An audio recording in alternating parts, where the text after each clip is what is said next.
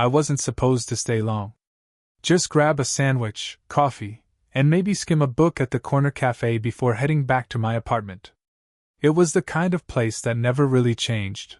The bell on the door rang the same, the chalkboard menu smudged with fingerprints, the hum of the old cooler behind the counter. Comforting in its sameness. That's where she was. Already sitting at the table by the window, reading, glasses perched low on her nose, a paperback open but not moving past the same page for several minutes. I'd seen her here before, always around the same time, always alone. She had this quiet way of owning the space without trying. "Turkey on rye?" she said, not looking up when I reached the counter.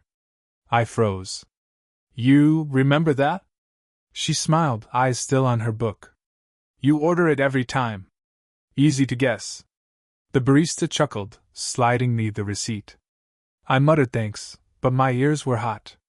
It wasn't much, really, just her noticing. But when you go home to nothing more than a half-charged phone and a fridge of leftovers, the smallest recognition feels like a spotlight. I sat 2 tables away, the same distance I always kept. Not close enough to assume anything, not far enough to ignore her. She tucked her hair behind her ear and underlined something in her book. I pretended to read a text I'd already read 3 times that morning. Drafted a reply. Deleted it. When my sandwich came, I unwrapped it too slowly, folding the napkin into a neat square like I was waiting for something to happen.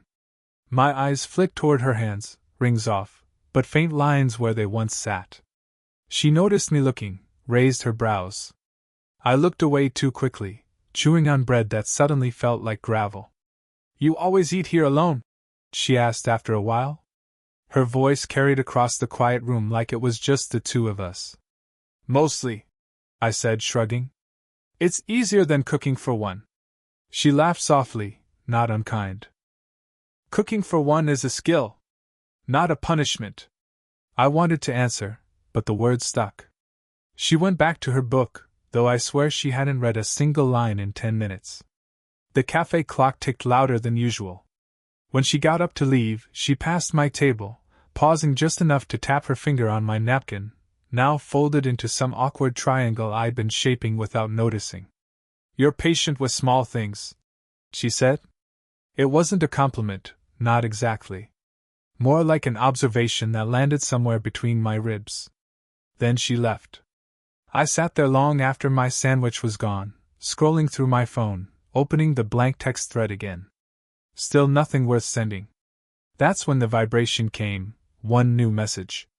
Unknown number. Dinner. Tomorrow night. My place. Don't overthink it. I stared at it, the hum of the cooler suddenly louder, my hands suddenly restless against the folded napkin. I almost didn't go. I stared at her message for most of the night, turning the words over like a stone in my hand. Dinner. Tomorrow night. My place. Simple, almost casual. But nothing about it felt simple to me. I told myself it was just a meal, neighborly, polite. Then again, people don't invite near strangers into their homes on a whim. The next evening, I found myself standing at her door, knuckles hovering before I finally knocked. She opened it with a dish towel draped over her shoulder, the smell of garlic and something roasted drifting out. Her hair was loose, softer than I'd ever seen it at the cafe. "You came," she said. Not surprised, not teasing, just stating it like she'd known I would. Her apartment felt lived in. Stacks of books by the couch, framed photos tucked slightly askew, a half-drunk cup of tea forgotten on the counter. Nothing staged. Nothing meant to impress. She poured me a glass of wine. I wasn't much of a wine drinker, but I took it anyway, watching how her fingers wrapped around the stem. We ate quietly at first. Chicken, potatoes, roasted carrots, simple, warm. Halfway through, she put down her fork. "I don't usually cook this much," she admitted, eyes flicking toward me. Not since the divorce." I nodded, unsure if I should say anything. She didn't look like she wanted pity, so I just let the silence hold. She smirked faintly, swirling her wine. "My daughter used to complain I made the same 3 meals on rotation." Now I make them for myself and there's no one to complain. I didn't ask about the daughter. The thought pressed too close to the line of why this felt complicated. Instead, I said, "It's good. Better than I usually eat." Her gaze lingered on me for a beat too long. Then she reached over and nudged my plate closer when she saw I'd slowed down. "Eat more. You're young. You burn through it faster." That word, young, stuck. Like she was reminding both of us. After dinner, she brewed tea. We sat on the couch with mismatched mugs, the television off, the room filled only with the quiet hiss of the kettle settling. My hands kept circling the rim of my cup, restless. I thought about how this looked, me, 20-something, sitting here with her. About the stories people might tell if they knew. "I used to dream about moving somewhere else," she said suddenly. "By the coast. Just starting over. But life has a way of making you stay put." I wanted to ask why she hadn't left. Instead, I just nodded, memorizing the way her voice softened on "stay put." The tea cooled in my hands untouched. When I finally stood to leave, she walked me to the door. My shoes squeaked faintly against her floorboards. Just as I reached for the handle, she touched my wrist, light, barely there. "Thanks for coming," she said. It was nothing more than courtesy. But the warmth of her fingers stayed long after I'd stepped into the hallway. And I don't know why that moment stayed with me. Maybe because it felt like someone finally saw me. The days after dinner felt different. The cafe wasn't the same kind of ordinary anymore. When I walked in, I caught myself searching for her before I even ordered. Sometimes she was there, sometimes not, but even her absence felt louder than before. The next time I saw her, she was leaving just as I came in. A quick smile, a hand on my arm in passing. Too brief. Too easy. Later that week, she invited me up again. Just tea this time, no dinner.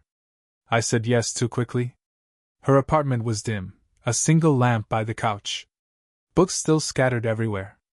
She set a mug in front of me, sat down across the small table, but not directly facing me, angled, like she wasn't sure how close to sit. We talked about nothing at first. Work. The weather. She asked if my parents called often, and I admitted not really. She nodded like she understood more than she said. When the silence settled, I caught her watching me. Not staring, watching. The kind of look you notice in your skin before your eyes. I shifted, laughed too lightly. "What?" "Nothing," she said quickly, shaking her head. Then softer. "You remind me of..." She stopped, took a sip of tea. "Never mind." The air thinned. My hand hovered near hers on the table, not touching. Just close enough to feel the possibility. That's when the knock came. Sharp, hurried. She flinched. It was her friend, neighbor from down the hall. A woman in her 50s with arms full of groceries. She bustled in without waiting for permission, filling the space with noise. "Couldn't carry them all, sorry, just dropping these off. Oh." Her eyes landed on me. Then on the two mugs on the table. "Didn't know you had company." I stood too fast, nearly knocking my chair. "I was just..." But she was already smiling, that too knowing smile people wear when they've decided what story they'll tell themselves. Her friend didn't stay long, but the silence she left behind stretched. My tea had gone cold. "I should probably go," I said, hand brushing the back of my neck. She walked me to the door again. This time no touch, no lingering word. Just quiet. I hesitated in the doorway, heart pounding with something half-formed. I wanted to say more. To ask what she'd been about to tell me. To close the gap. Instead, I just said, "Good night." But she didn't answer right away. She looked at me, longer than polite, longer than safe. Her lips parted slightly, like she might speak. Or maybe, something else. The space between us pulsed fragile. Then she stepped back. Closed the door. And I stood there, forehead against the cool wood, wondering if I'd imagined everything. It happened on a walk. She said she needed air, and I offered to come with her. We didn't plan a destination, just drifted down side streets until we found ourselves by the park. The benches were mostly empty, the late sun throwing long shadows across the path. We sat not close, not far. The kind of space that said we hadn't decided what we were to each other. She tilted her face toward the light, eyes closed. I used to come here with my daughter when she was little. We'd sit right here. She'd throw crumbs to the pigeons, and I'd tell her not to. But she did it anyway. Her voice caught. Not much, just enough to make me notice. I wanted to ask about the daughter again, but something in her silence made me stop. Instead, I just said, "You miss her." She opened her eyes, glanced at me. "She's not gone. Just grown. Doesn't need me the same way anymore." She brushed a strand of hair back, exhaled. "That's harder than I thought it would be." We sat with that. The quiet pressed in. I shifted, picked at the seam of the bench with my thumb, then said, "I don't really talk to my family much either. Not like I should." She studied me, her gaze heavier now. "That's different. You're young. You've got time to figure it out." There it was again, young. Every time she said it, I felt both closer and pushed away. Something broke then. Not loud, not dramatic, just a pressure that had been building too long. "Why do you keep saying that?" I asked. My voice sharper than I meant. Her brow furrowed.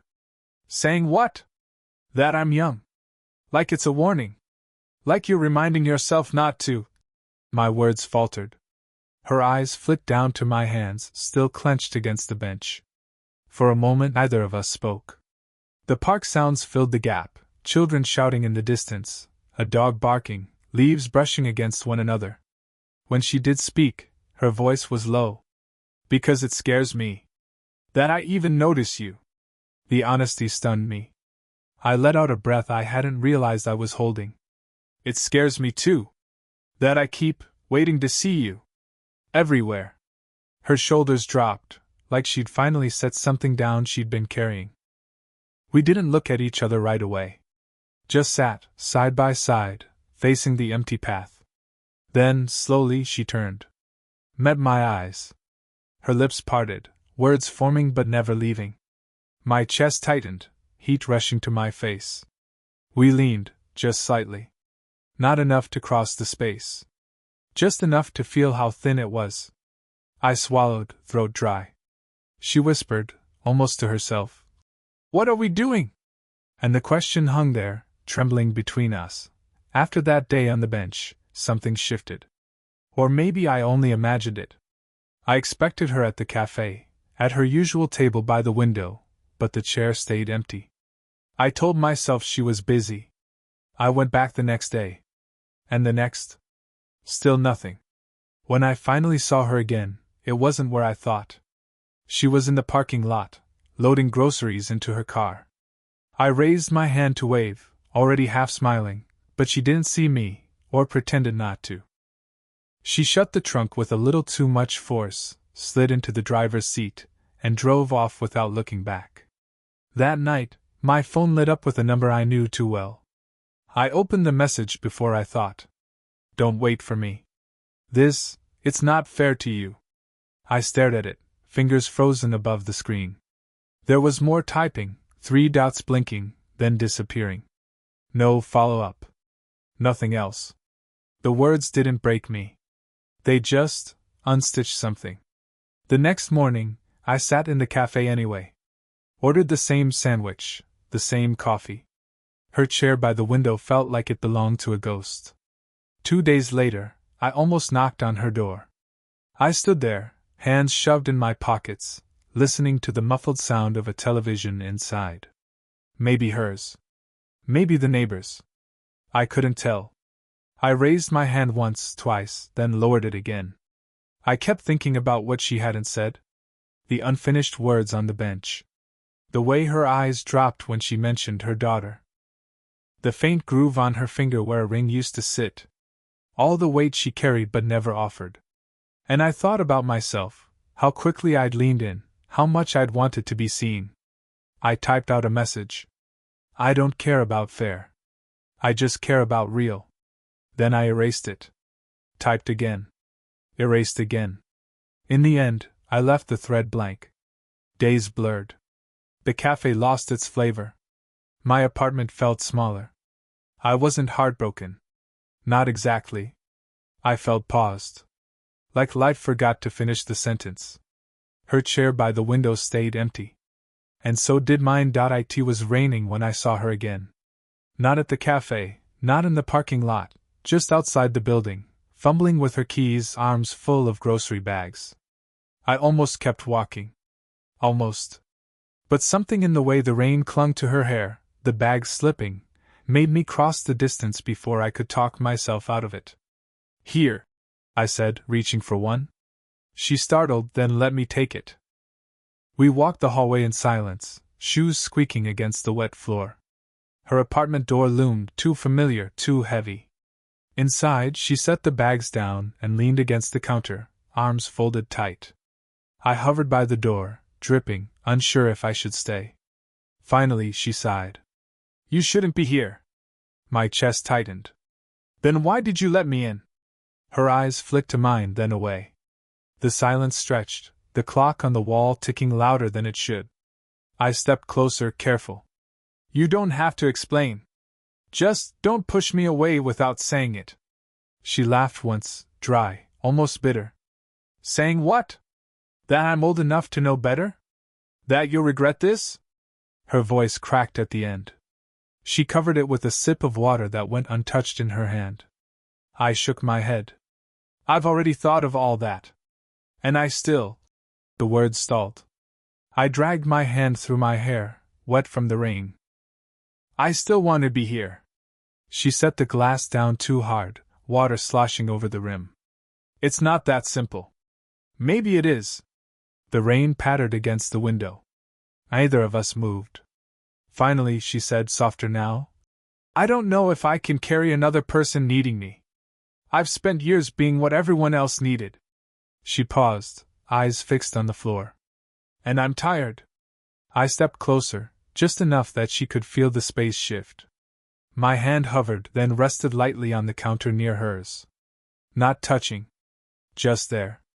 I don't need you to carry me, I said. My throat was tight, but the words were steady. I just don't want to pretend this doesn't exist. She closed her eyes, shoulders sagging.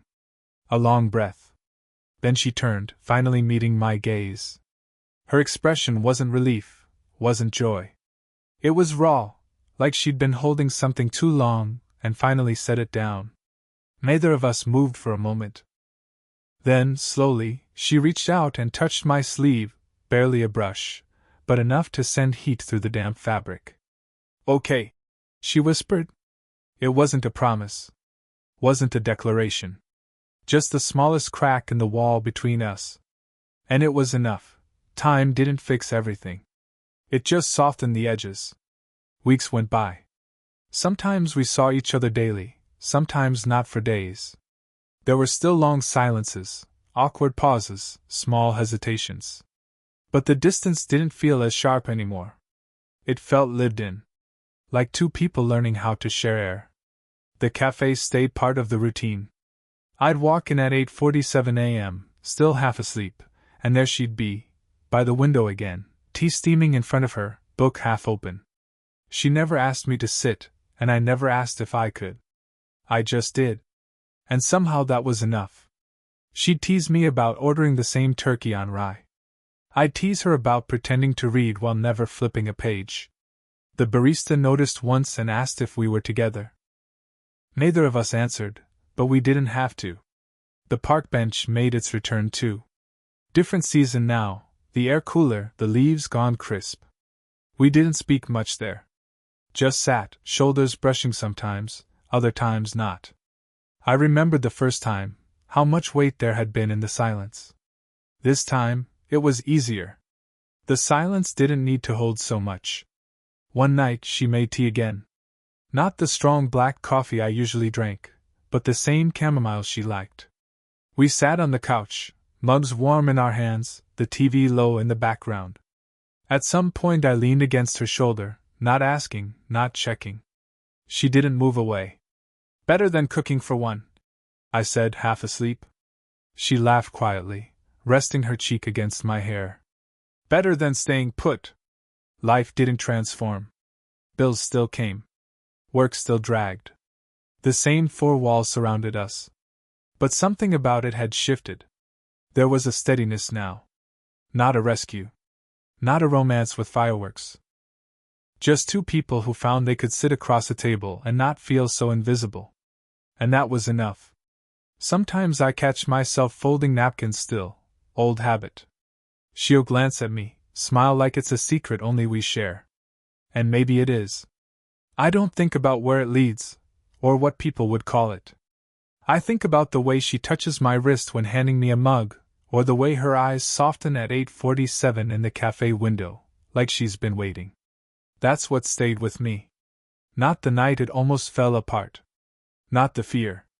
Just this: 2 chairs, a mug of tea cooling too quickly, and someone who finally sees me.